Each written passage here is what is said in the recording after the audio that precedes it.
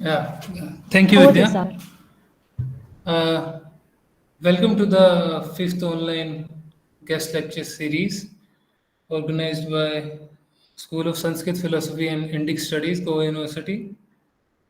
Uh, this event is being recorded, and you are all requested to, put your microphones on mute. There will be a Q&A session after the guest lecture, and from there you can ask the question. So I'll ask Dipanki to come to give the welcome address.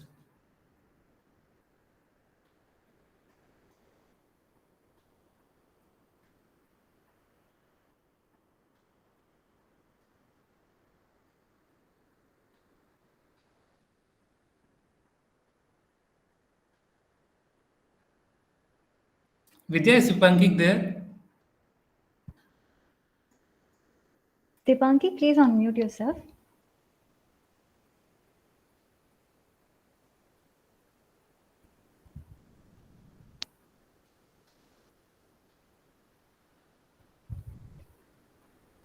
I think she's having connection issues. So, Professor Koshi, would you like to speak now?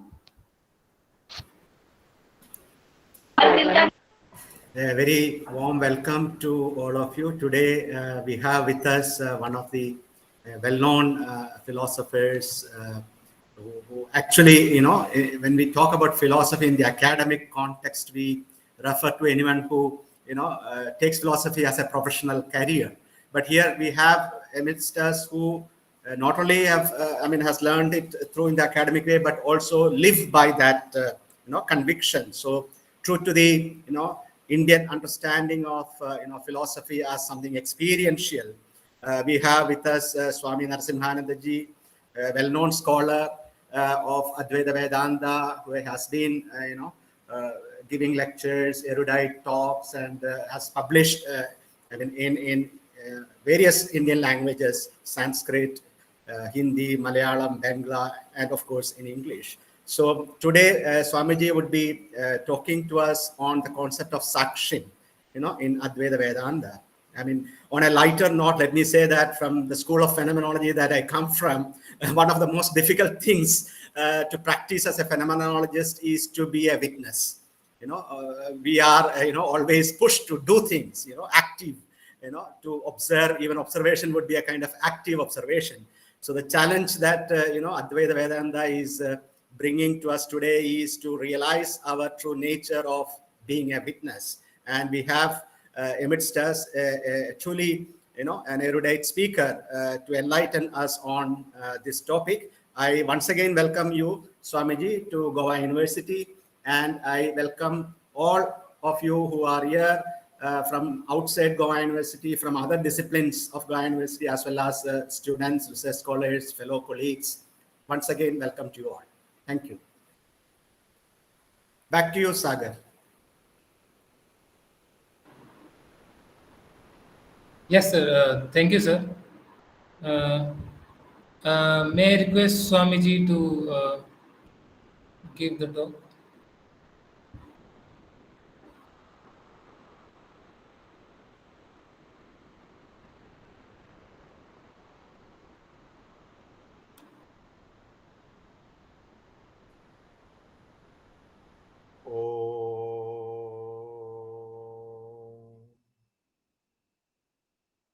Good afternoon to all of you who are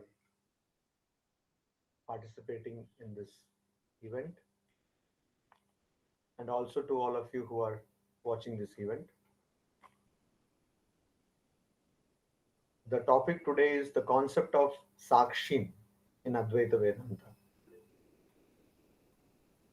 In Advaita Vedanta, the term sakshi takes a different connotation. Etymologically, the term sakshi means one who has the eye, sa akshi. one who sees. If there is a person talking to another person, a third person who sees that conversation going on is a sakshi, much like the word witness. However, in the context of Advaita Vedanta, sakshi is one who is beyond seeing, beyond sight, or beyond hearing, beyond touching, beyond tasting, beyond smelling, beyond all these five senses. And in that context, the word sakshi would then mean the ultimate reality, which itself is a concept which is difficult to grasp, because Professor Koshi was talking about phenomenologists. Ultimate reality, underlying reality. If one were to go on a quest, what underlies there, one might not find much. But that is a different philosophical perspective. Here, sakshi means that which is the basis of everything, which is also called Brahman, sometimes called Atman, Sat Chit Ananda, that which is eternally existing, eternally conscious, and eternally blissful, that which is infinite, that is called sakshi in Advaita Vedanta. Here, first we have to understand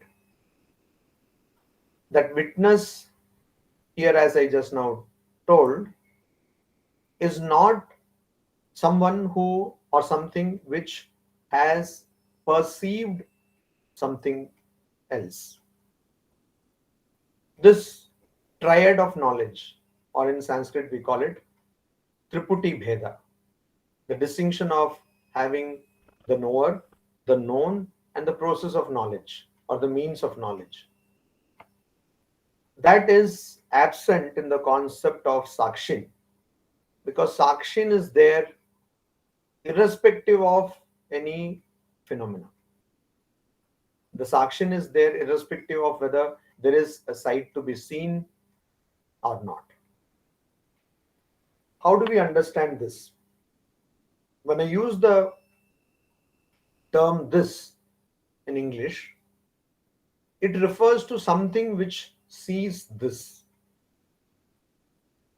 For example, if I have the web camera now in front of me, so I can tell this web camera. It acquires a property of which Nayayikas or logicians of Indian philosophy of Nyaya would like to call idanta, thisness. It's a property where you can address a particular object or a particular person by the term idam, this. So here, this idanta is there. That is the property of being pointed out as this. And this is what we experience in our daily lives. This is what we experience throughout this universe, that we can point out things and say this. So I have known this, I see this, I can smell this, I can touch this, so on and so forth. Sakshi is a principle which is beyond thisness. One cannot point out Brahman and say this is Brahman. And so I know Brahman, I see Brahman, or I can touch, smell, etc. is not applicable in the context of Brahman, which is Sakshi. Now, that poses a serious problem, because whatever we come across in the world, in the universe, has this quality of thisness or idanta, and so, or of course, thisness or thatness, either idanta or tadanta. Tad means that. So either it is this or that, depending upon the distance. So this quality we have in all the things which we witness in this universe. But here is a principle which does not have that quality, which is beyond that quality. So that means one thing becomes clear: it cannot be perceived or understood through our sense organs or the mind. And it gives rise to another, or it leads to another conclusion. And that conclusion is that this sakshi is not what we see. Or because in Advaita Vedanta, this sakshi alone is real and all other phenomena are unreal. So all that we see or all that we perceive is unreal. All that we perceive is unreal. In the Mandukya Karika, there is a conversation, and there Gaudapada says, when there is this objection, that how can you say that what I perceive is unreal, because I do perceive it, so thereby it should be called real. Gaudapada says in his Mandukya Karika that since you perceive it, it is unreal. Anything that becomes an object of the sense organs or the mind is, because of that very reason, it is unreal. It can change, it can perish. And that is the criteria for unreality, that it changes and it perishes. So whatever we see in this universe is unreal. Whatever we experience, the entire range of experience is unreal. All the memories or impressions of experience that we carry, they are also unreal. The mind through which we experience is also unreal. Now, then how do we understand this Sakshin? How do we know that there is Sakshin? Or how do we get the knowledge of this Sakshin? Sakshin, according to Advaita Vedanta, is your true nature.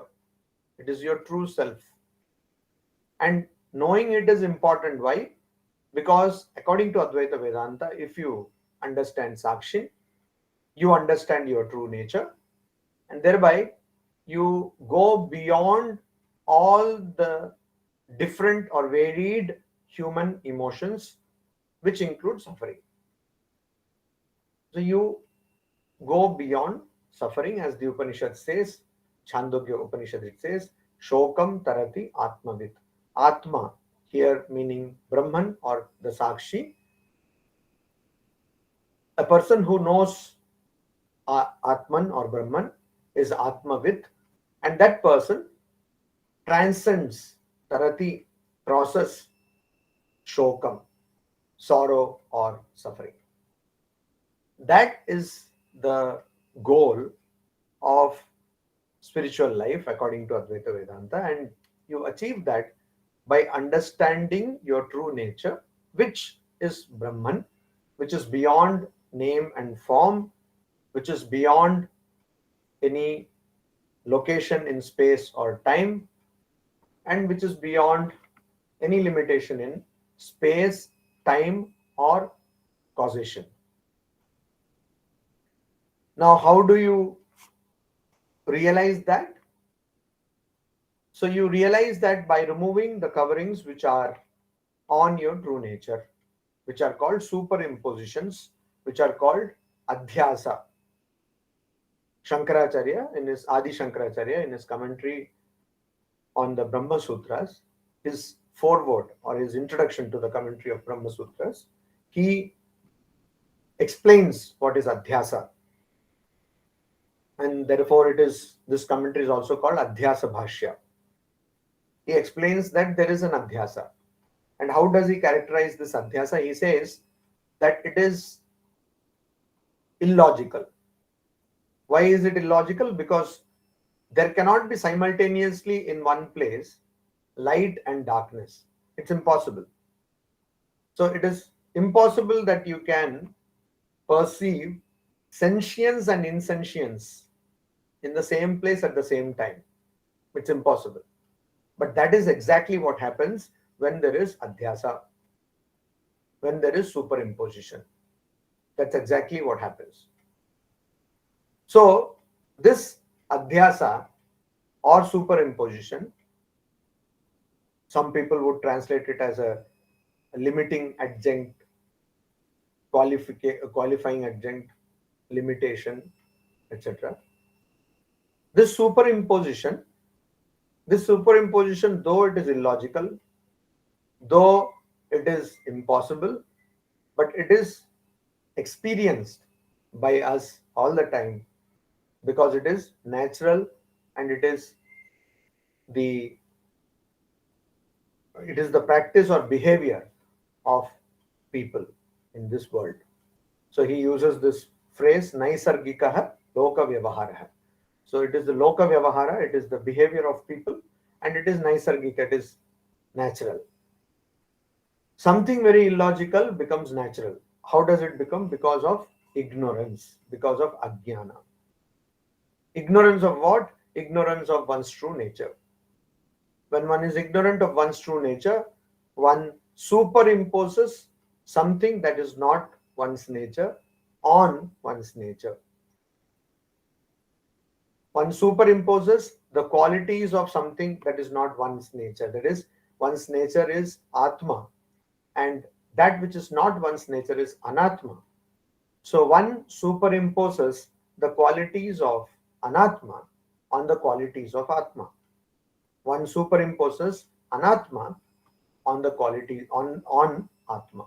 So there is superimposition at two levels. One is the superimposition of Atma on Anatma, or of Anatma on Atma, of the self on not self, and of the not self on the self, and also superimposition of the qualities of not self on self and qualities of self on not self.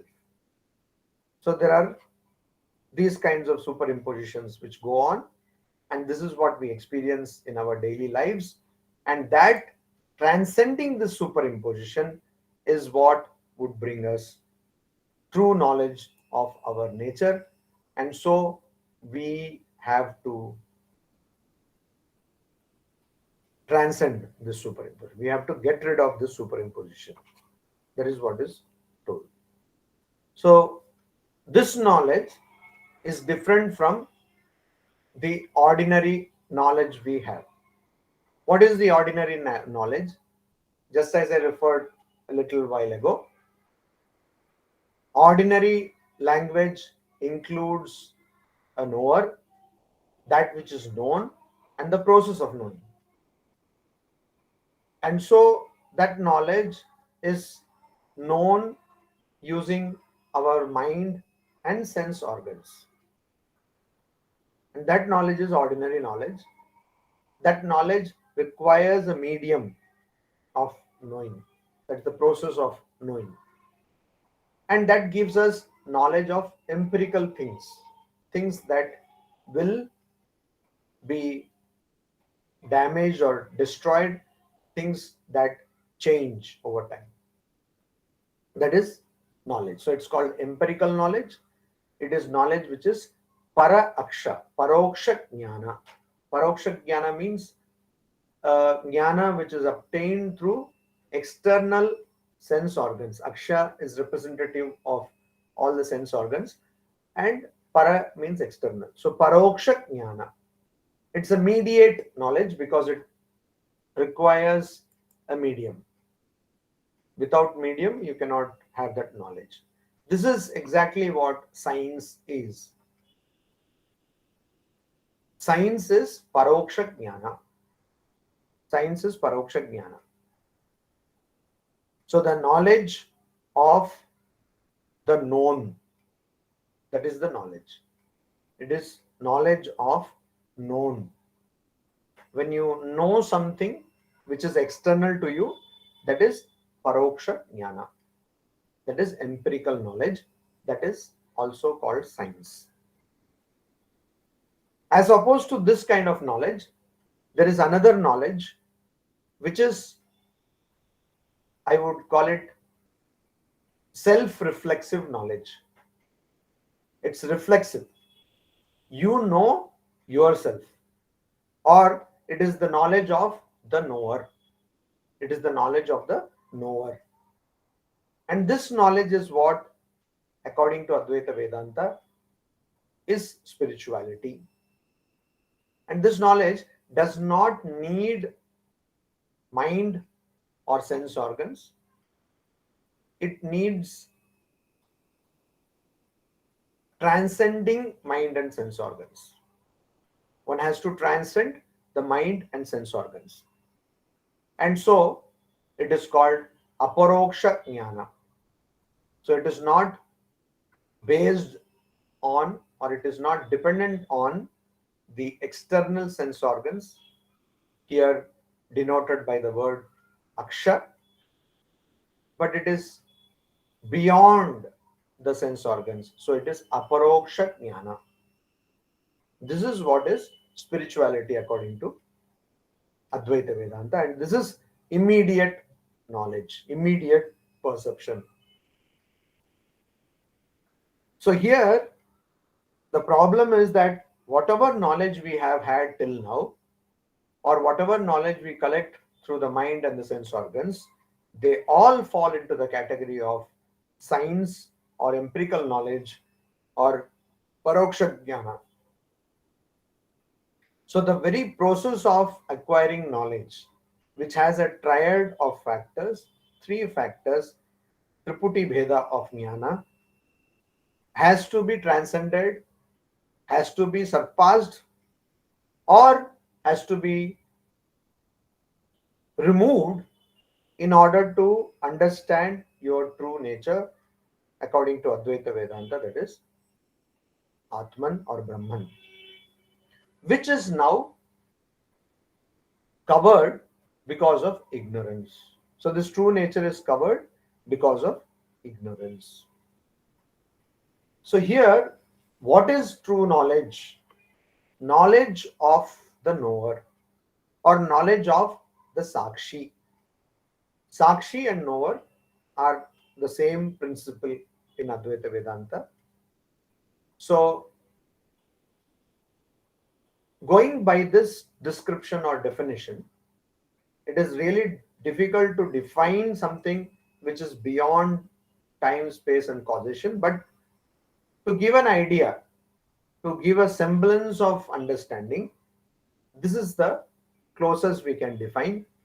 Going by this definition, we understand that whenever we say that we have known something, we have gone a step farther from our true nature. That is what we understand. So therefore, perception of diversity or variety is a sign of ignorance. Or to put it in another way, whatever we study, the more we study, we are going deeper into levels of ignorance, according to Advaita Vedanta. I don't know if that goes well with a university department, but that is what it is.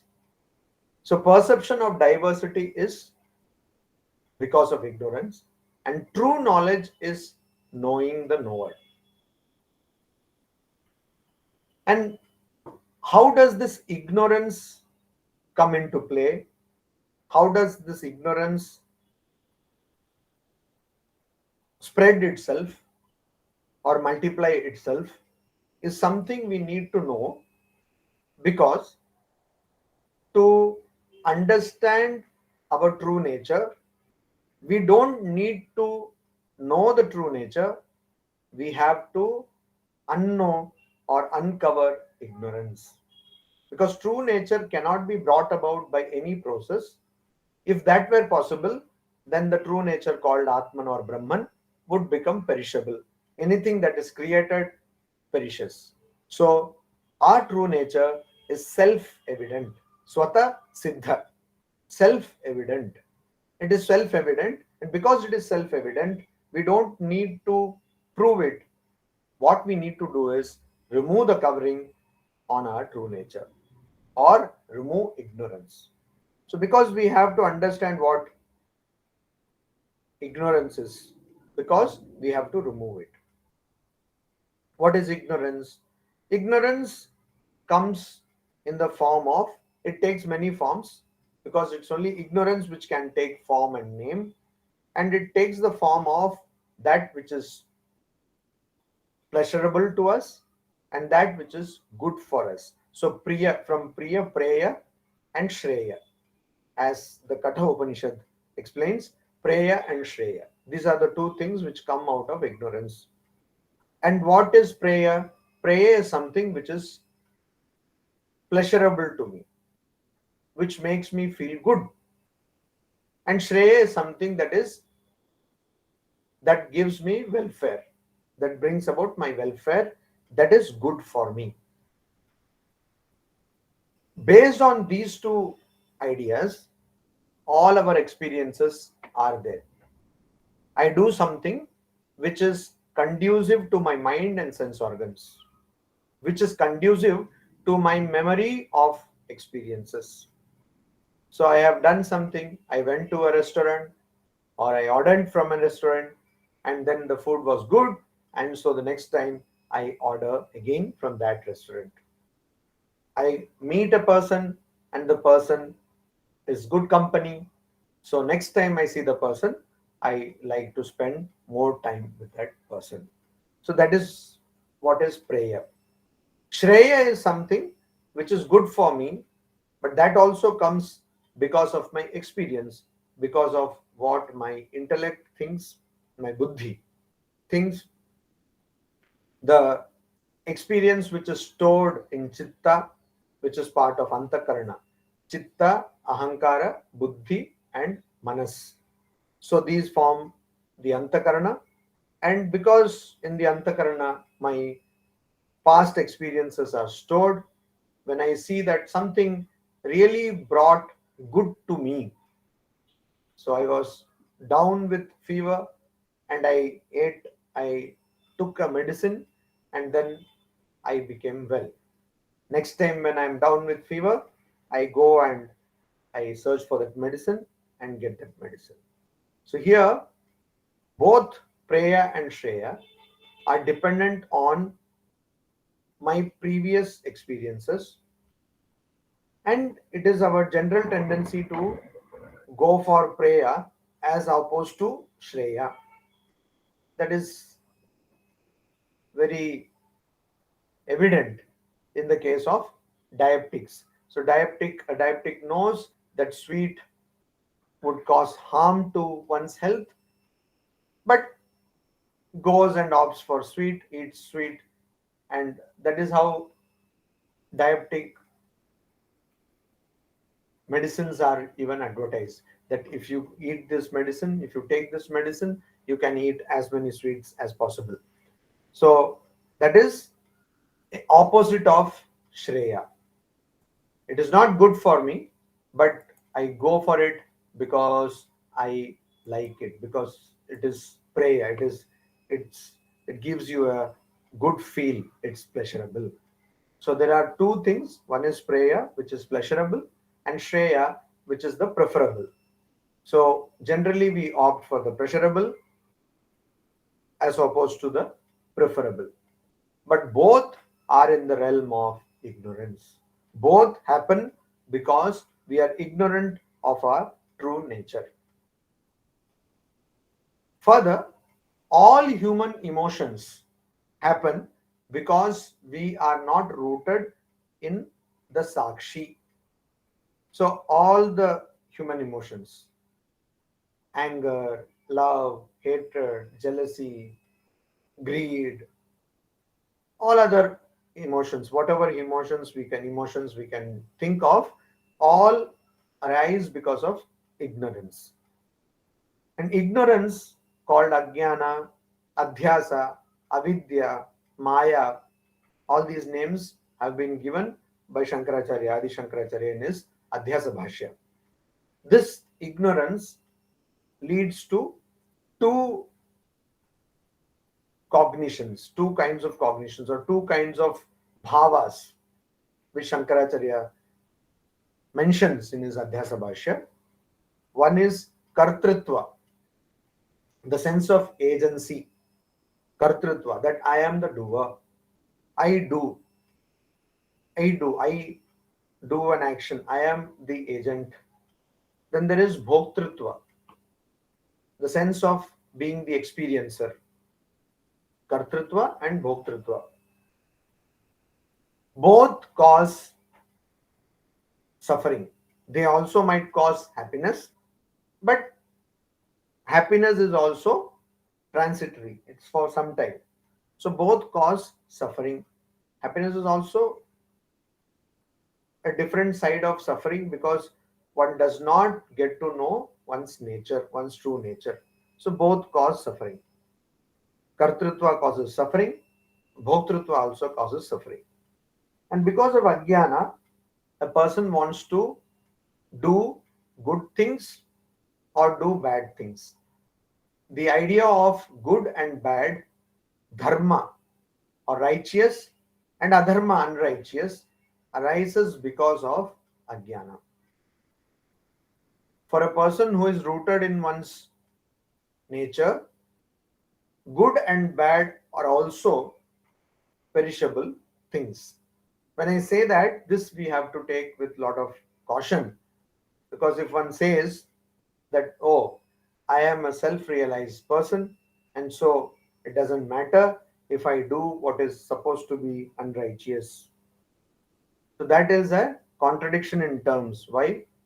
Because a person who is self-realized person, who has realized or who has known Brahman, according to Advaita Vedanta, one who has known the knower, that person would not have any sense of agency.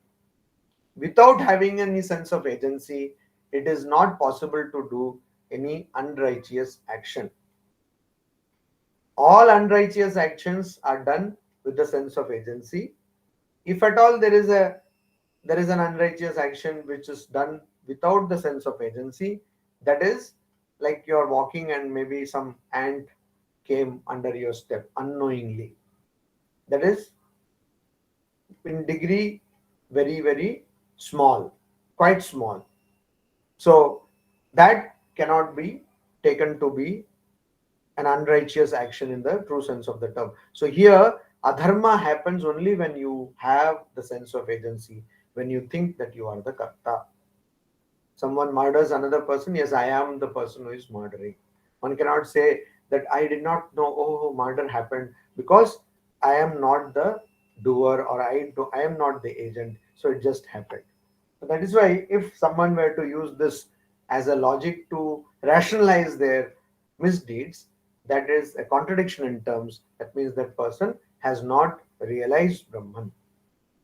Also, this idea of my and mine, ahankara and mamakara, they are also born out of ignorance, ajnana.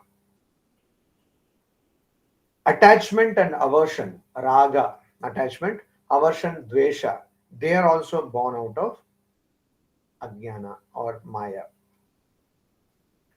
When a person attains this jnana, when the person attains, so as I said, attaining jnana is a manner of expression. What there really happens, actually happens, is that they lose ajnana. They get rid of ajnana. When a person gets rid of ajnana and gets rooted or established in one's jnana, again there, this jnana and knower, jnana of Brahman, knowledge of Brahman and the knower of Brahman are not two different things. Knower of a mobile phone and the knower are definitely two different things. But in this case, they are not two different things. They are one and the same. The knowledge of sakshi and the sakshi, they are not different. It's not that the sakshi is having knowledge of sakshi. So knowledge of sakshi and sakshi are both one and the same thing. The sakshi or atman or brahman and the knower of Atman or Brahman are one and the same thing. That is why the Upanishad says, Brahmavid Brahmaiva Bhavati. The knower of Brahman certainly becomes Brahman. Upon the destruction of Ajnana or knowing one's true self, all phenomena stops.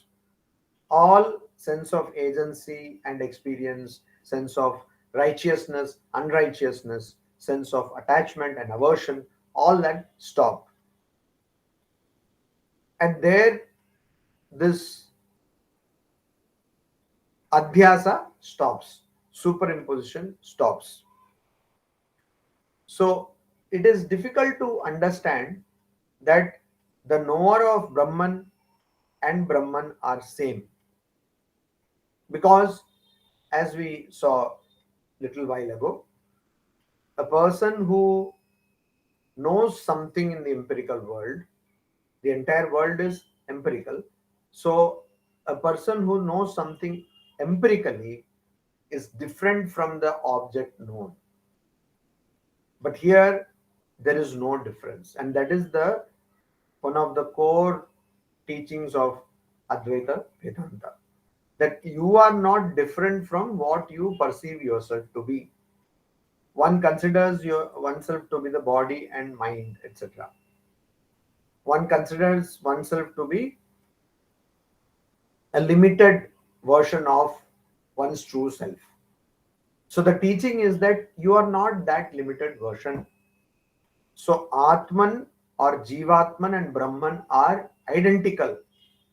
They are not just same, they are identical. What is the difference? It is not that you undergo some process and then become Brahman. You were Brahman from the beginning. You are never not Brahman. That is the idea. So consciousness is not different from the witness of consciousness. Consciousness is identical with the witness, sakshi. The sakshi and consciousness are one. So you don't perceive consciousness. Consciousness can never be perceived. That is the idea here. So consciousness can never be objective. Consciousness can never be objective. Whatever seems objective to you, you know that because you have superimposed consciousness on that which is not conscious. So according to Advaita Vedanta, everything that you see or that you don't see, everything is conscious. And this consciousness comes to things which are not your nature also, because it is because you are conscious, or it is because of that consciousness that you can perceive your not self, which is transitory. So what happens when a person gets moksha? When a person goes beyond the repeated cycle of birth and death. Why does a person, or how does a person go beyond the repeated cycle of birth and death? By understanding that that person is the sakshi. That person is not, as Shankaracharya would say in his famous text, Manisha Panchakam poem, na drishya vastu. So I am that Jagat Sakshini. I am the Sakshi of the entire universe. I am not that which is seen. So I am the seer. I am not the seen. Nacha drishya vastu. So I am not the seen. I am the seer. And that is when one understands, when you understand that, that is when you get moksha according to Advaita Vedanta. And that means their ignorance is destroyed.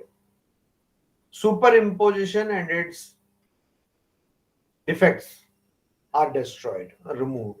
Superimposition is removed, and all the confusion caused by superimposition is removed. What happens in ignorance? The witness is seeing what witness is witnessing to be the witness. So the body is something the witness or sakshi witnesses. The mind is something the sakshi perceives or sees. And the sakshi thinks that the mind is sakshi, or the sakshi thinks that the body is sakshi. So where does the sakshi think like that? A sakshi which is superimposed by ignorance, which is covered by ignorance. Sakshi that is covered by ignorance considers mind and body to be sakshi. So who am I? I am this body. I am so tall, this is my height, this is my weight, and this is how I have developed my body, this is my BMI, etc. Comes because of considering oneself body. And so who is ignorant? Comes another question. Who is ignorant? The answer is no one is ignorant, because ignorance is there is only a semblance of ignorance. There is no reality to ignorance. You cannot say that ignorance was there. You cannot also say that ignorance was not there. And so it becomes inexplicable. According to Shankaracharya, Adi Shankaracharya in his work Vivek Chudamani, it is anirvachaniya. It is inexplicable. It cannot be described. It is indescribable. Why is it indescribable? Because you cannot say that ignorance is not there, because people experience ignorance. At the same time, you cannot say that ignorance is there, because if you do that, you would be giving it a existence. You would be giving it some kind of an existence, which it does not have, because it is temporary, it is ephemeral. So here, all the Upanishads and also texts like the Gita mention various qualities of Sakshi or Brahman or Atman. In some places, this Sakshi is equated with, in some traditions, not the Advaita Vedanta traditions, but in some traditions, Sakshi is equated with God. So Sakshi is given various qualities. But is it possible for Sakshi to have any quality?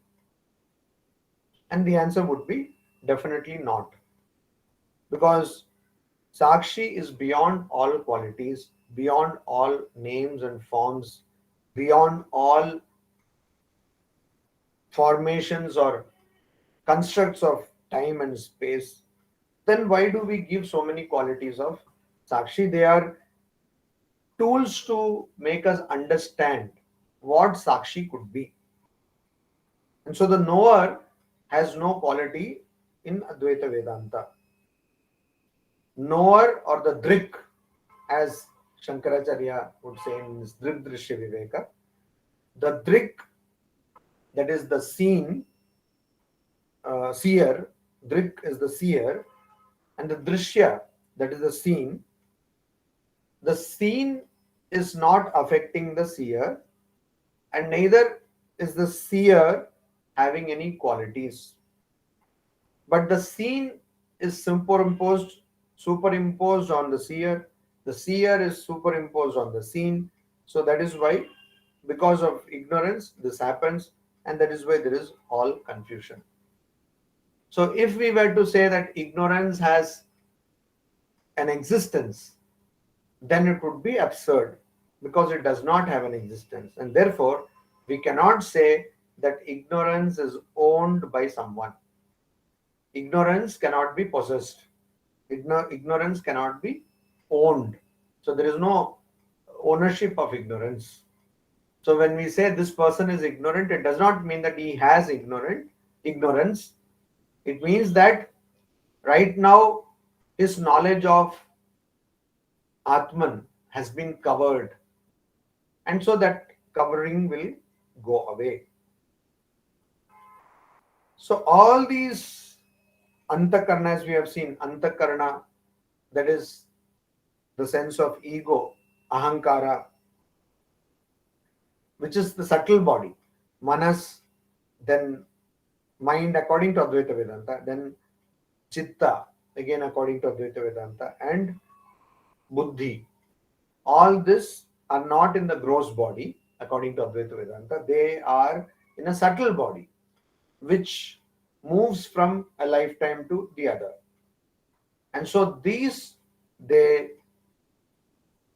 change, and all this, and a jiva or a person under the influence of ignorance has three kinds of bodies. One is the gross body, another one is the subtle body which has the manas, buddhi, ahankara and chitta, and the third one is the causal body or karana sharira. So karana sharira, causal body, sukshma sharira, subtle body, and gross body is the sthula sharira. So the causal body has ajnana, ignorance is the causal body. So in the three states of our consciousness which operate in the state of ignorance, they are jagrat, waking state. So in the waking state, the body called sthula sharira, gross body operates, and sukshma sharira, subtle body operates, and karana sharira, the causal body, karana sharira, operates. All these three bodies, they function when we are waking, when we are awake, and that is called the jagrat state. And in the swapna state, that is in the dreaming state of sleep, dreaming phase of sleep, the gross body or the sthula sharira and the sukshma sharira, they function. And when we go into a dreamless state, dreamless phase of sleep, then only the causal body or the karana sharira, that is the ignorance, avidya, maya, jnana, they operate. Only that operates. So here we go, every day we go very close to our true reality, but that one covering, ajnana, brings us back. So these three bodies, they are all not sakshi. None of them are sakshi. And these three bodies are created because of ignorance. This universe is because of ignorance. All these emotions and intentions, etc., which come in the sukshma sharira, that is created because of ignorance. And whatever we see in this universe, all that, this entire universe is because of ignorance, and that is not the sakshi. That is not the sakshi. Because sakshi can have no modification, sakshi can have no disturbance, sakshi can never die, it has no destruction, and so that is not sakshi. So here a person who understands or who has seen, or these understanding and seeing is also, they are all for want of better language, we use such terms. So a person who has known the sakshi, say, what will happen to that person? So that person, in the Bhagavad Gita, various places it is told that a person who knows sakshi will be undisturbed of the external circumstances. Undisturbed, because of, if there is like in the second chapter, Sri Krishna asks, Arjuna asks Sri Krishna, what are the characteristics of a person who has realized one's true self? Sthita prajna se ka bhasha. How does that person talk? How does that person behave, conduct oneself? And there Sri Krishna says so many things about Sthita prajna. And the core is that that person is not affected by external circumstances or external stimuli. One example is Sukheshu Vigata Spruha. That person is unattached in happiness. Dukkheshu Anudvignamana. Ana Udvignamana. So in dukkha, in misery or in distress, that person has a mind which is not udvigna, which is not disturbed or perturbed. So this is the core idea, that a person is not disturbed because of external stimuli. Also, that person is beyond attachment and aversion. The person has got equanimity of mind, samachitta, and that person has no desires. That person is beyond desires. The realm of ignorance operates in this way. Whenever we get something which we desire, we become happy. Whenever we lose something which we desire, or when we don't get something which we desire, we become angry. So a person who has attained or who has known the knower is opposite of this. And that person does not deviate from the knowledge of knower or Brahman. That means that person does not attach oneself to something which is perishable or which is temporary. This is the idea. So, jnana, a person who becomes established in one's true nature, that person will be what in Bhagavad Gita's language, or what in Sri Krishna's language is Vivikta Desha Sevitvam. That person will be a person who wants to retire into a place which is different from or away from or free from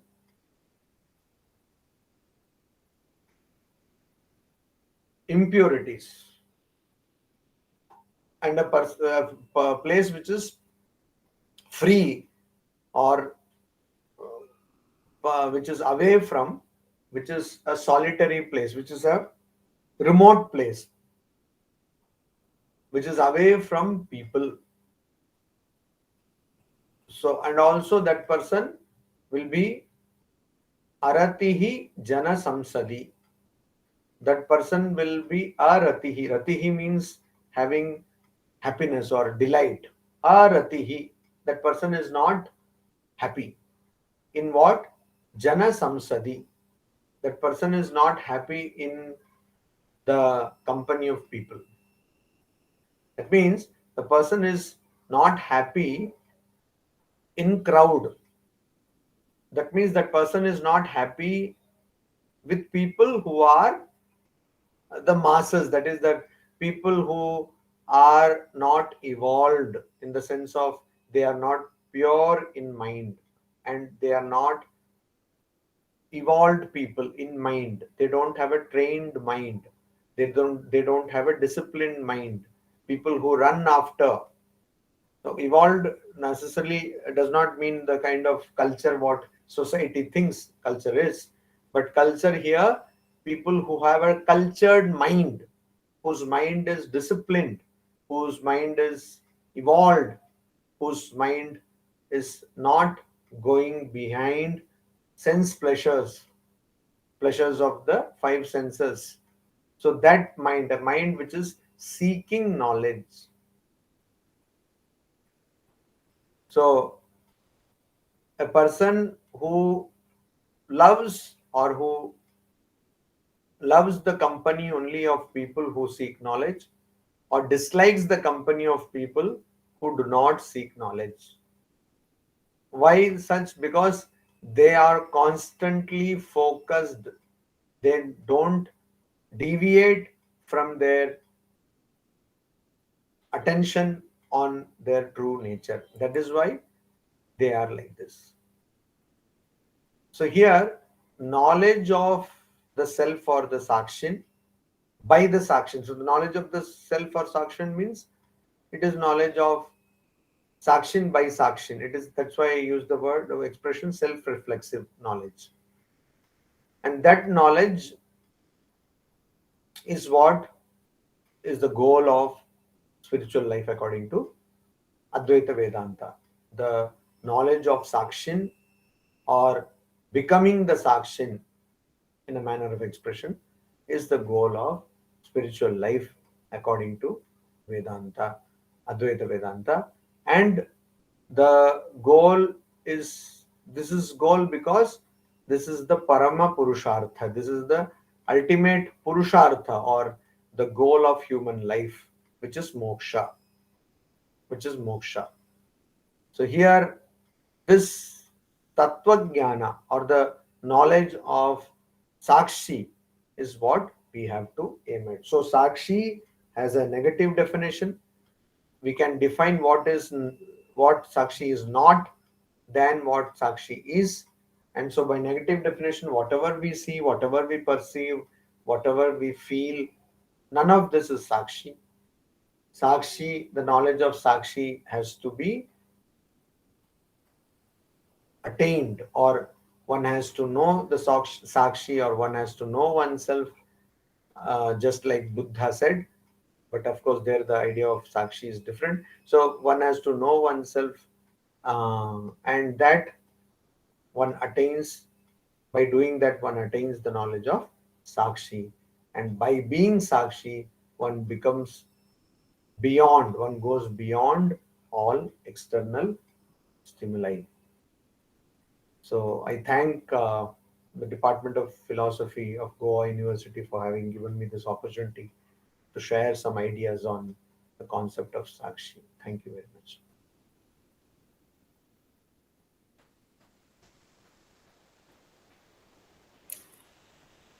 Thank you, Swamiji, for a very lucid exposition of the concept of Sakshin in Advaita Vedanta. May I request Sagar to proceed with the question and answer session? Sagar, Yes, sir. I'm right here. Thank you, sir. It was a wonderful talk. And now the floor is open for Q&A. Participants can either ask directly or can raise their hand or can type in the comment box their questions.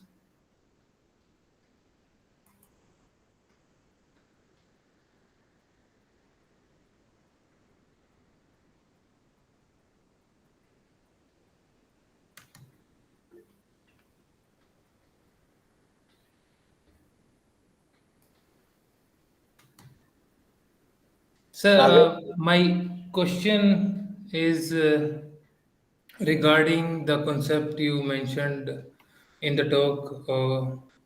It is regarding Sthit Pragya and Sakshi concept. You mentioned that there is no Kamna left in the Sthit Pragya person. And so I am just wondering, are they kind of like similar concepts, or like are there any difference in both the concepts of Sthit Pragyavan Vyakti or Sakshi, that is witness, consciousness witnessing consciousness itself? First, there is it is Sthita Prajna. In Sanskrita, all letters have an akaranta. So it is not Sthita, unlike Sthit, unlike in Hindi. So Sthita Prajna is a person who has realized Brahman or Atman. Brahman or Atman is the principle which is realized. So that principle, the Sthita Prajna, is a person who was in ignorance to begin with and then realized the Atman or Brahman, which is one's true nature. So Atman or Brahman, of course, is not Sthita Prajna. In essence, they are same, but Sthita Prajna is a person who was in ignorance. Atman and Brahman never is in ignorance. That's a slight difference. And because Sakshi is Atman and Brahman, Sakshi, Atman and Brahman are all identical. So that way, that is the only difference. That Sthita Prajna to begin with is in Ajnana, ignorance, and then attains the knowledge of Brahman and Atman. What Sthita Prajna attains knowledge of is same as Sakshi. So if a person attains the knowledge of Sakshi, that person is Sthita Prajna. If a person attains the knowledge of Atman or Brahman, the person is Sthita Prajna. I hope that answers your question. Yes, sir. I just want to ask: is witnessing consciousness itself, and that is sakshi? It is like is it a step further the concept of sit pragya? Like I just want to. They are all same. If a person is Sthita Prajna, that means that person has uh, realized Sakshi. And you don't witness consciousness. See, that consciousness by itself in Advaita Vedanta, and according Advaita Vedanta, that's why I told in the beginning, it does not have this quality of thisness. I look at a book and I say I see a book. You cannot see Sakshi like that. One cannot see Sakshi like that, because the very process of seeing and all other sense organs, sense perceptions is within the realm of, or it is on the plane of ignorance and ajnana. Sakshi cannot be seen at that plane. Thank you, Swamiji. Am I making any sense? Yes, Sagar, yes, Swamiji. you Yeah, you get answered. I think. Thank you. Thank you for the answer. Yeah, Muhammad Asad Khan, please feel free to answer Namaste, question. Namaste, Swamiji. yeah. Thanks for your lucid talk. It was very enlightening. My question is regarding the possibility of contradiction. So, you were talking about, as I could understand, about adhyasa having the state of contradiction. So, do you mean by logical contradiction? Uh, would a true logical like light and dark, like self and no self, these contradictory states obtaining in the state of adhyasa? So, how is that conceptualized within Advaita Vedanta? Light and dark part I got, but what are you saying? Self and not self are contradictory states in what? I mean, I think you said that the in adhyasa there is the obtaining of logical contradiction, so that this state cannot be true. Yes. Is that what you meant by that? Yes. Yes. Oh, So you want how? me to explain how? So Yes, I want suppose you to something explain. is conscious. Uh, a particular thing cannot be at the same time conscious and unconscious, right? Yes. It is not possible. But look at our body. We call our body conscious. At the same time, when this body turns into dead body, we say it's not conscious. Is it Right, not? but it's not at the same time. In is it isn't so? Isn't it so?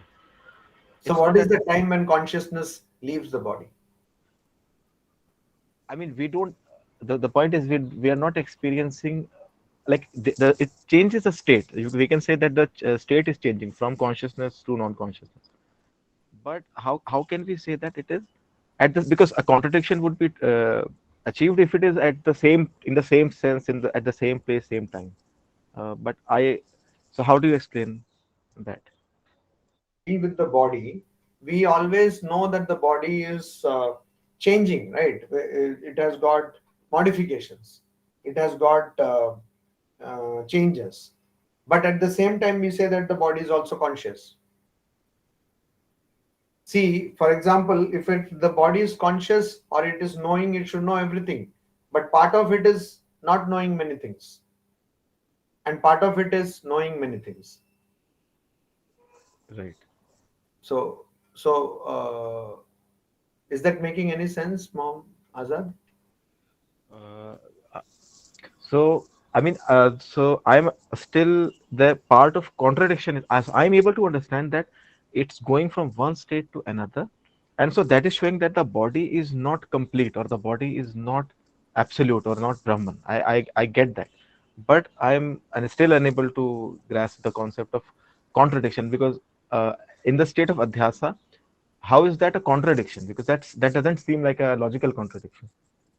No, because your the sense of, say, if you take the sense of I, the sense of I does not change.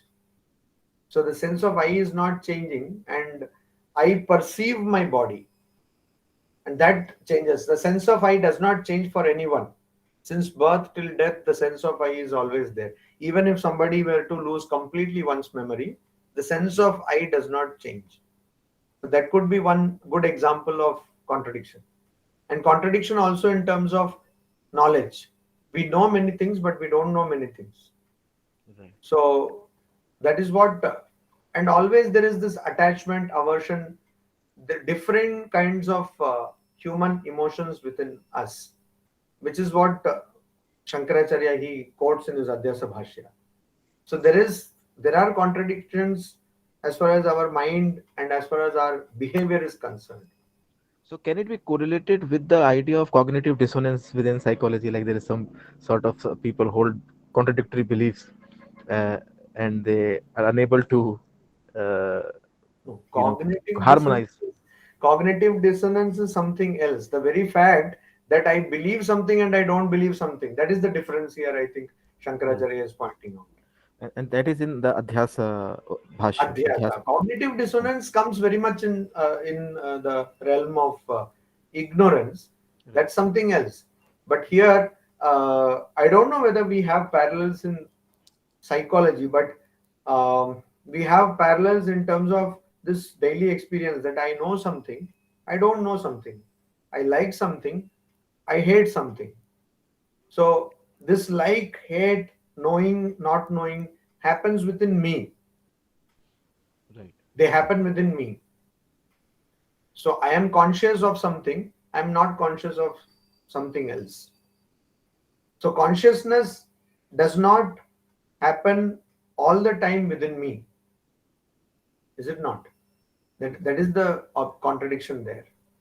See, when I am asleep, I am not conscious of my body. Hmm. So at the same place, at the same space, I am conscious, but I am also conscious of what I am dreaming. So maybe I may remember my dream next day when I wake up, but I might not also not remember. Right. So this contradiction happens. Actually, it is not one contradiction. There is an array of contradictions. Can you suggest me some text to read on this topic, this particular issue of Contradictions have been dealt with. If you have not already read the Adhyasa Bhashya, have you? no, Adhyasa no, Bhashya? no, Swamiji. That would be a good place to begin with, Sure. Thank you. because that is where he says uh, that Tama Prakashavat, it is totally contradictory, like light and darkness. But though it is contradictory, that is what we find as natural behavior. Naisargikaha loka vyavahara. Right. You can I don't know your background. How are you placed in Nyaya or logic, Indian logic? I have like I went through in my masters. I did my masters in philosophy, so I went through Nyaya and parts of Advaita and Buddhism. We had Indian philosophy. I think you would have read in English. Is Yes, it? yes. Yeah. I can read Hindi as well, and so I understand somewhat. I understand.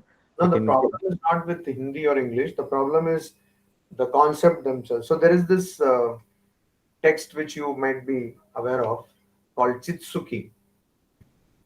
So Chitsuki is an explanation of Brahma Sutra.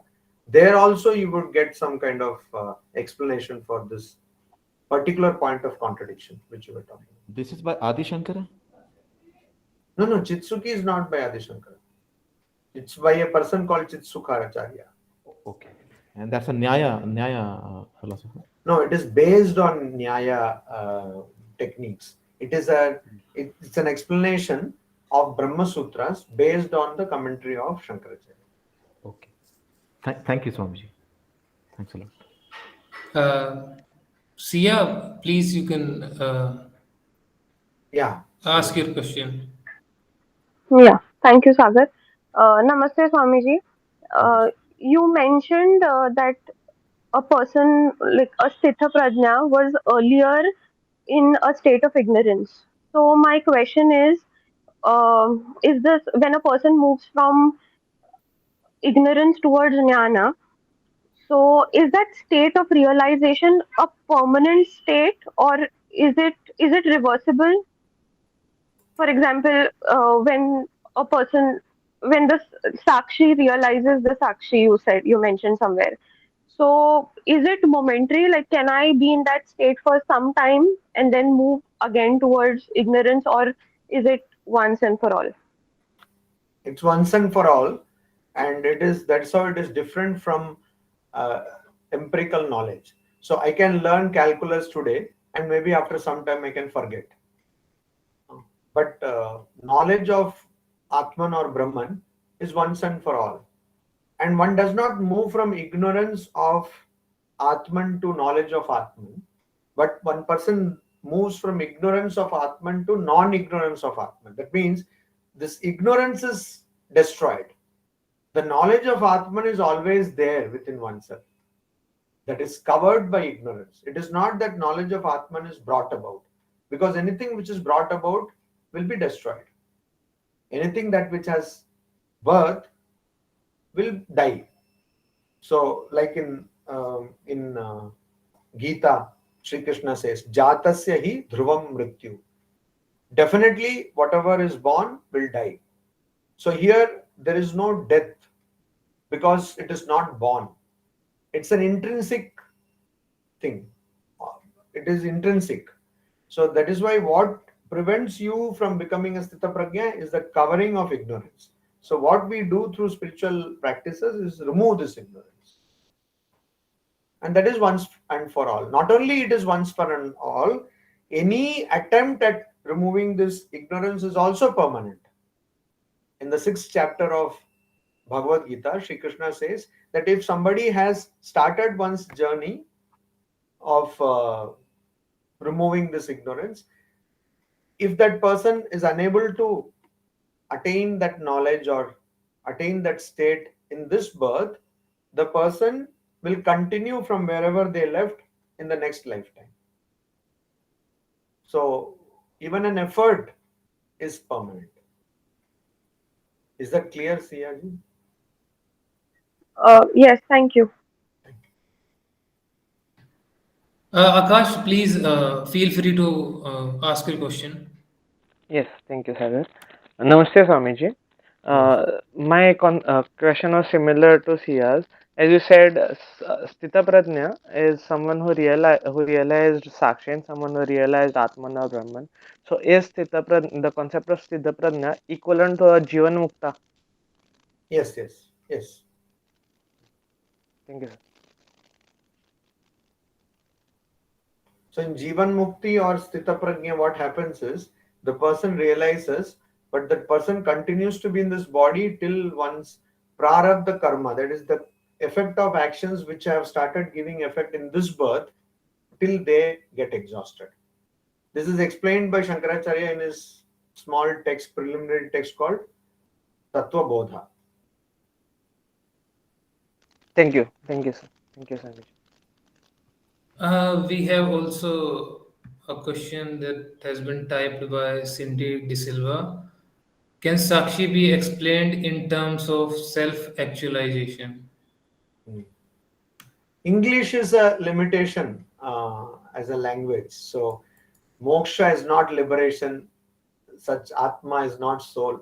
So English is a limitation. So self-actualization means many things. In psychology, it would mean something different. But of course, many writers have used this expression self-realization. Sakshin is not self-realization, as I told someone just a little while ago. Sakshin means Brahman or Atman, and the destruction of ignorance on Sakshin, that is self-realization, or the knowledge of Brahma Jnana or Atma Jnana, or even Sakshi Jnana. So, in terms of self-realization, it can be explained that yes, you become that. You become Brahman. Once you remove ignorance, you become Brahman or you become Sakshi. So, Cindy, is that clear? Or is something unclear? Yes, it is. Yeah, she replied yes. Yes. And thank So you. we have another question in the comment box. Ignorance through spiritual practice. What entails spiritual practice? Yes, yes. According to Advaita Vedanta, there are four characteristics of spiritual practice. First one is called Viveka. Viveka means, I would translate it as discernment. Viveka, Nitya Anitya Vastu Viveka. The discerning between what is real and what is unreal. Then comes Vairagya, which I translate as dispassion. So Vairagya means Iha Amutra Falabhoga Viraga. You are dispassionate about, non-attached to fruits of your action either in this birth or after this birth. Either in this lifetime or after this lifetime. And then you have Shama Damadi Shatka Sampatti, which literally means the treasure or Sampatti, wealth of Shatka, 6 things, starting from Shama and Dama. Shama means control of your mind, Dama means control of your sense organs, then there is Titiksha, which means forbearance, then there is Shraddha. Before that, there is Uparama. Uparama means withdrawing your sense organs from sense objects. Withdrawal of your sense organs from sense objects. So you take yourself away from sense objects. Then Shraddha, then Titiksha, then Shraddha. Swami Vivekananda said Shraddha cannot be translated. Shraddha means belief in oneself first, and also belief in the path that you have taken, belief in the texts which tell you to go on this path. And if one has to translate, the closest would be sincerity of purpose, Shraddha. Then the final quality in that 6 qualities is Samadhana, means concentration, one-pointed, deep focus, one can say. Then the final quality, so this is Viveka, Vairagya, Shama Damadi Shatka Sampatti, and the final quality in this 4 qualities, which are called Sadhana Chatushtaya, the 4 qualities of spiritual practice. The final quality is Mumukshutva, that is a desire to go beyond or be freed from these repeated birth and death, a desire to get moksha. That is called mumukshutva. So only this desire makes all other qualities spiritual qualities. Because we do see people engaged in other fields of life also having tremendous concentration. They also do a lot of they have forbearance. All these qualities they might also have. But they might not have the quality of mumukshutva, means desiring moksha. And that is what is. So these 4 things are what spiritual practice is, according to Advaita Vedanta. Karthik ji, is that clear? Or do you want Karthik? Yeah. Okay. Karthik, is it okay, or you want to like ask further? Any questions? I just had something to add in line with Sia's question. Yes. So the practices just mentioned by Swamiji are all, they all involve mind-body complex, right? That you exert your body and mind in engaging in these practices. So when Sia asked, once you attain, once you reach the state of Sthita Prajna, is it is there a possibility that you revert back to an old state? So just just linking practice with the attainment of sthita pragnatva. I just want to ask, does the reverting that Sia asked about, does it happen once when all these practices stop? No. See, once you get the knowledge of Atman or Brahman, then you don't need these practices. Also, you should stop these practices only when you get the knowledge of Atman or Brahman. And these practices are, to use the example of Sri Ramakrishna, these practices are like a thorn used to remove another thorn. You see, many people they do, particularly village folk. If somebody has a thorn in one's feet, they take another thorn to remove that thorn. So we use these practices to transcend mind and body, though these practices are at the mind-body level. That is what in the 6th chapter of the Bhagavad Gita it is told, Uddharet Atmana Atmanam. So using the mind, their Atma does not mean Atman in the sense of Brahman, there it means in the sense of mind. Using the mind, you elevate the mind. Okay. So a spiritual practice happens at the realm of ignorance. And the goal of spiritual practice is to transcend ignorance. So you take one thorn and remove the thorn of ignorance using the thorn of body and mind.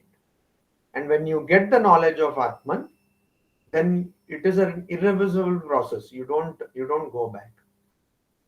Is that clear, Karthik?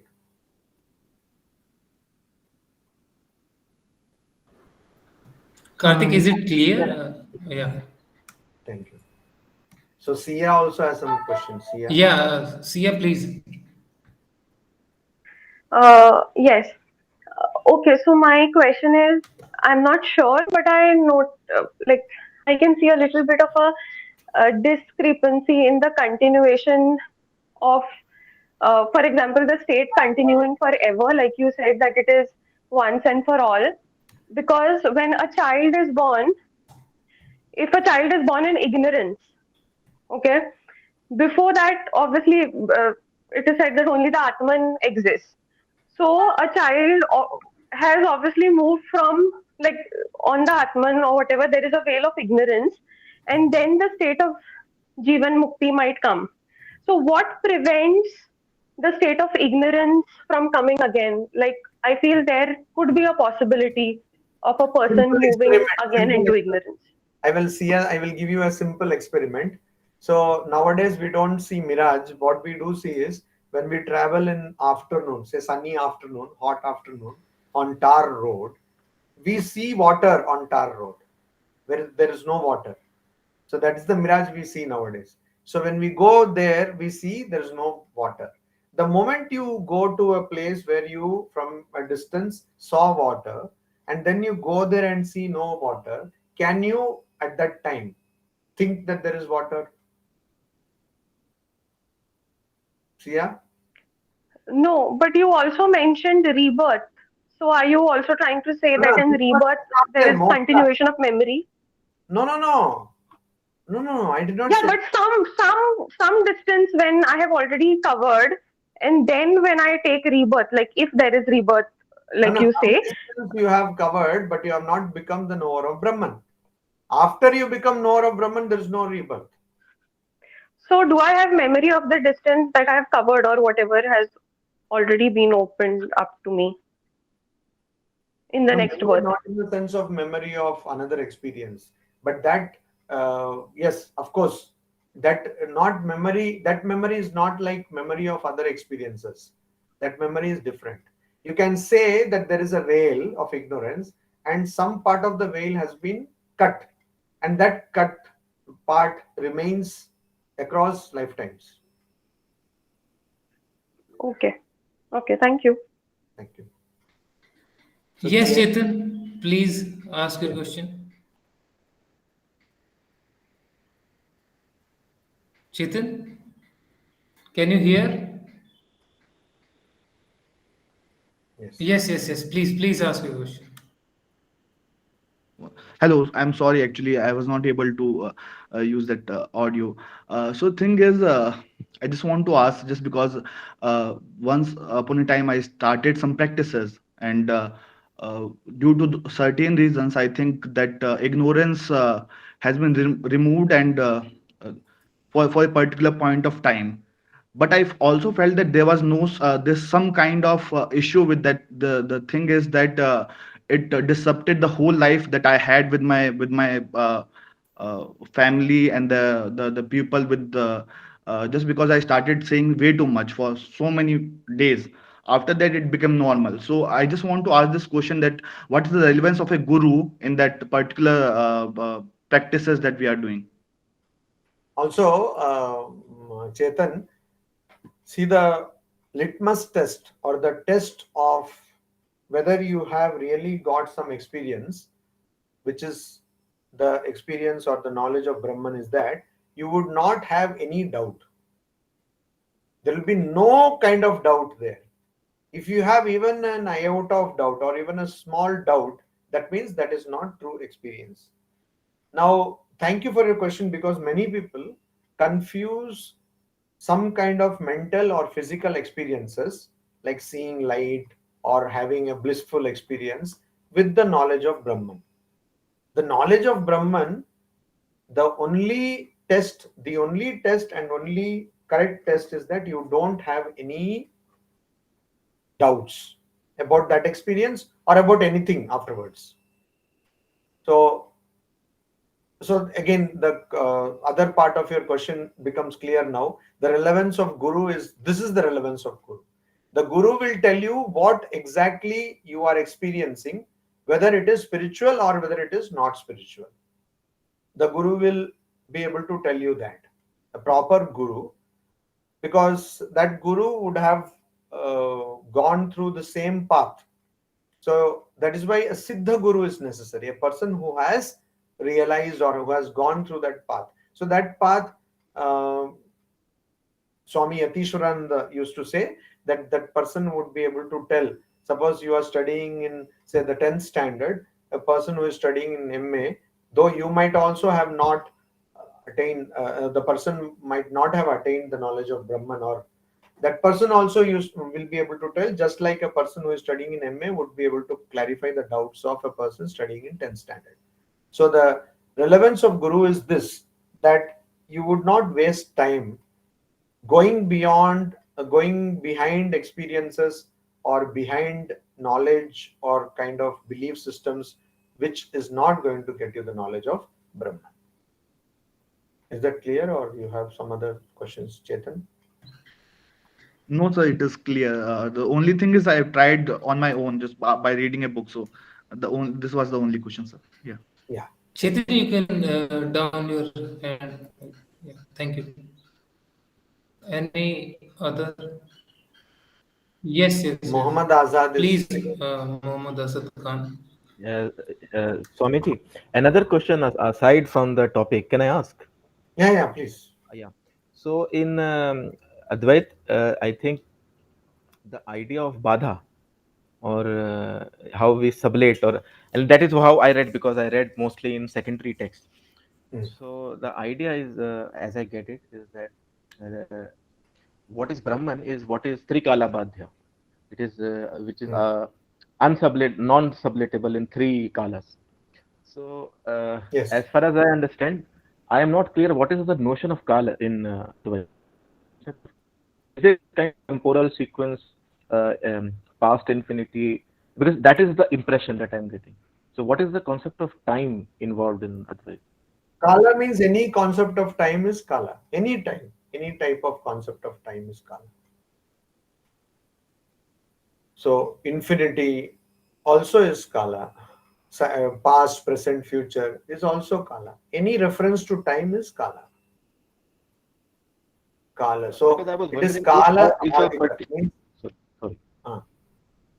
Yeah, it is kala abadita, means it is not limited by any reference to time. So what were you saying, Mohammed? Yes, because I was wondering if a substantial notion of time, for example, we have notion of time and we have circular notion of time, different conceptions of time.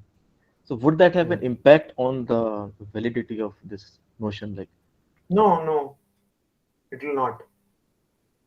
Whatever notion of time you have, the very definition of Brahman is that it will be unaffected by that, whatever notion it might be. So it is a linear time, cyclical time, whatever, it will be unaffected by that. thank you, Swamiji.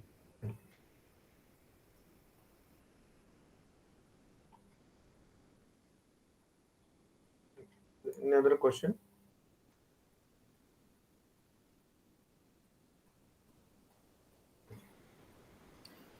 I just had one follow-up. Like, Yeah. I don't know if I'll be able to put it in a way I wanted to, but I'll try. And so it's a continuation of what I asked earlier regarding like spiritual practice and whether the the process of becoming Siddha Prajna, whether it is reversible or not, it's in continuation to that. So what I wanted to ask is, so let's say the body-mind complex is kind of transcended, as you mentioned, the transcendence of mind that happens when that state is reached.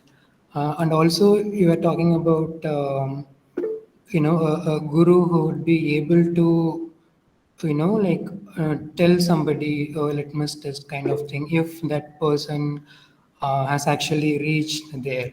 So if a guru has already assuming that the said guru has already reached that state and has transcended the mind, like how will this person be able to remember or like identify when another person has reached or attained this state? Which person would be able to identify another person? No, like you're talking about, I think when Chetan asked, in response to Chetan, you said that the litmus test of realization would be a guru telling you that. No, litmus test would be you have no doubts. Okay. Mhm. So guru would be able to help you in telling you whether an experience is valid experience or invalid experience. Yeah, that is what I'm asking. Like a guru, by guru, you mean someone who has already realized Brahman, right? Yes. Yeah. So how can this person separate themselves from the experience and say that, okay, so this is an experience that you are actually having? How does that separation happen? This is what was not clear to me. Who will separate that? The guru.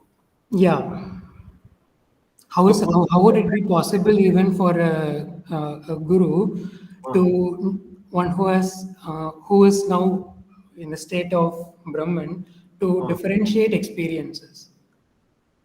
Because that person is very much operating within the realm of body and mind. That is why that person, suppose somebody is coming to beat a guru who is a Brahmagyani, or a knowledge knower of Brahman, definitely that person will understand, oh, this fellow is going to beat me now. That person does not become stone or something. The person has that, the input-output system is very much operating, is it not? Yeah, but we are talking in the realm of experiences, right? Even when we are talking about contradictions, we are only talking about contradictions in experiences.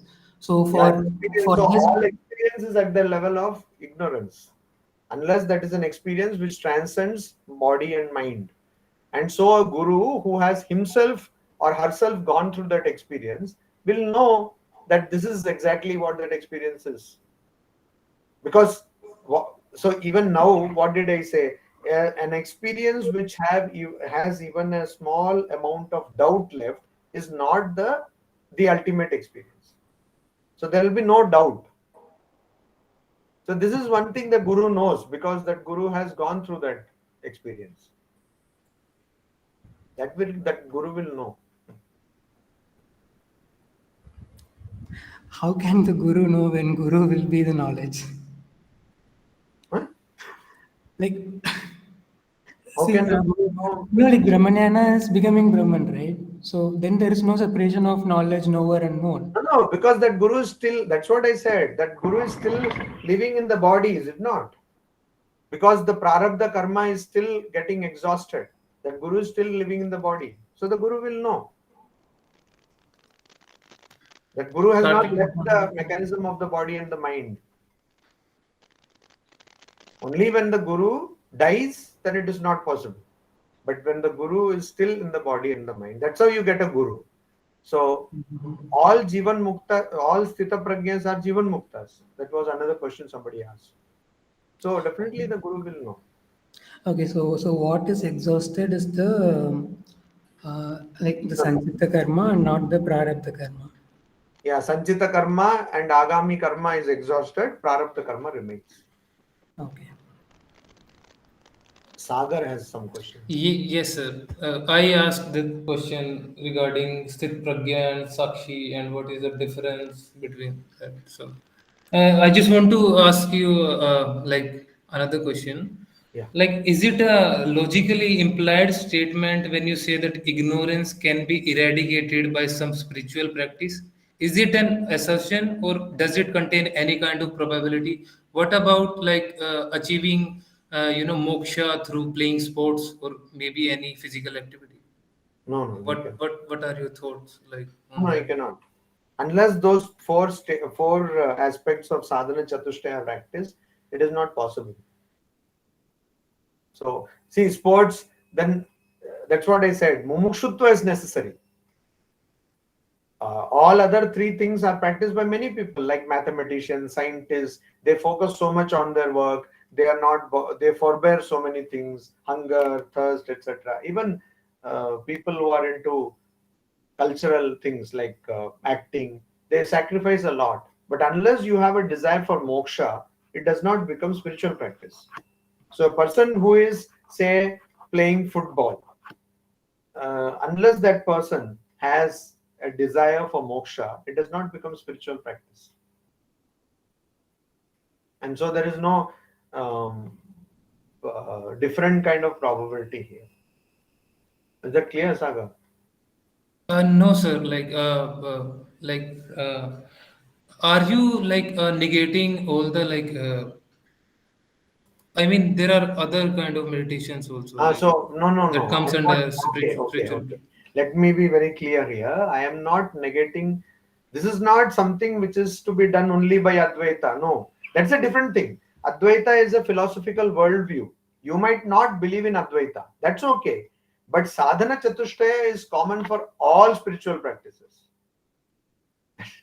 across religions. It is across religions, mind you. You go to any religion, everyone will want you to practice these. Only the terminology might change there. So, for example, if a Krishna Bhakta will say that what is Viveka? Knowing only Krishna and not knowing other things, that is Viveka. Or ignoring other things. What is Vairagya? Vairagya is desiring Krishna and not desiring anything else, is Vairagya. The rest are same. And Mumukshutva, there it is like becoming one with Krishna or to have the vision of Krishna. That is the goal there.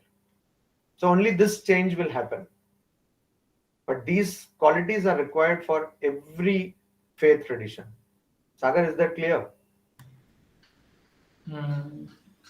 Yeah, this expression sadhana chatushtaya has been used by all faith traditions. It is not exclusive to Advaita Vedanta. Yes, Akash, you can please ask the question. So my question was further clearance on Karthik's question, whether the guru will tell the student or someone who is experiencing what is experienced on the basis of past experience, right? Not on the basis of his omniscience. Like he won't be knowing what he is what the other is experiencing. Like on the basis of that he'll tell, or just on the basis of past experience before him attaining the what you call Jivan Mukta stage. whatever he has experienced, he still knows it, and according to that he will answer that this is not, because you have still doubt still, this is not a phase of Jivan Mukta, or on the basis of him himself being omniscient, like he knows everything at. No. Here there is no, all Brahmagyanis need not be omniscient. Let us not complicate it. All Brahmagyanis need not be, most Brahmagyanis are not omniscient. Omniscience is a different thing. So this person will tell only when the disciple tells, look, Guruji, I had this experience. Only then this person will tell. It's very simple. But Yes, once yes. you tell the experience honestly, truthfully, a guru will be able to tell you whether it is a correct experience or not. Yes, thank you very much. Koshiji, you have. May I mean, just for my own understanding. So, if I understand it correctly, the way you exposed it, the only difference between Jivan Mukta and the Videha Mukta state is in the stock of karma, if I have understood you. Karma, yes. Okay. Prarabdha karma means karma which has started giving its effects in this lifetime. So that is the only difference. So when that exhausts, because the moment one gets moksha, all stock of karma and whatever karma is supposed to be exhausted in the just next birth will get destroyed. It is compared to the illustration is dagda bija. Bija means seed. Dagda means roasted or cooked. So if you cook a seed or roast it, you cannot sow the seed. Then nothing will grow. It will not germinate. So similarly, when a person gets moksha, all these bundled up karmas they get exhausted. Only this prarabdha karma. So again, there another illustration is a person who is a bowman. He has so many arrows in his quiver, okay, and he has the bow, and then one arrow he has already shot. The arrow which has been shot is the prarabdha karma. Another arrow which he has kept on the bow is the agami, which is going to come in the next birth, just next birth. And the stock of arrows he has in his quiver is sanchita karma. Thank you, sir.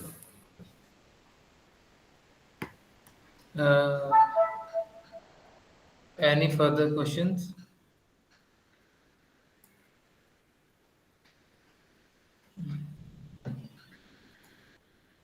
I think So Sagar, when the question answer session started, I think I thought there would not be many questions, and you had to. I think it was a created question. You started the question, as it happens in most meetings. yes, sir. But, Yes, yeah, sir. but I found out that. So, but it was a very good discussion. I was surprised so many people had so many things to ask. Thank you for having me in this engaging session. Thank you. Yes, sir. It was. We had a very wonderful time hearing you. Thank you so much for like. Um, now, may I ask Akash to give vote of thanks to the speaker? Yes, thank you, Sagar. What an incredible session. Thank you very much for this amazing session. I would like to say thank you from the bottom of my heart to Swami Narasimhananda. Thank you very much for agreeing for the talk and giving us such a great opportunity and a wonderful experience. I thank you on behalf of all the research scholars, faculty, and entire School of Sanskrit, Philosophy, and Indic Studies. I would also like to thank the Dean of our school, Professor Koshi Tarakan, without whom this lecture series wouldn't have been possible. I also thank all the faculty members of the School of Sanskrit, Philosophy, and Indic Studies, and all the research scholars and participating faculties and students as well. Thank you for your presence here and your active participation. I would also like to give a very special thanks to Vidya and all those who helped in promotion of the event and making poster and other activities for the success of the event. Thank you very much all. Thank you. Over And to you, once Sagar. again, thanking you, Swamiji, for sparing your valuable time in enlightening us. I mean, the Thank way you. you For explained having it was very lucid manner, and I thank on behalf of all my colleagues and students. Once again, thank you so much. Thank you. Thank you. Vidya, you may have to stop the recording, otherwise it goes on. Yes, sir.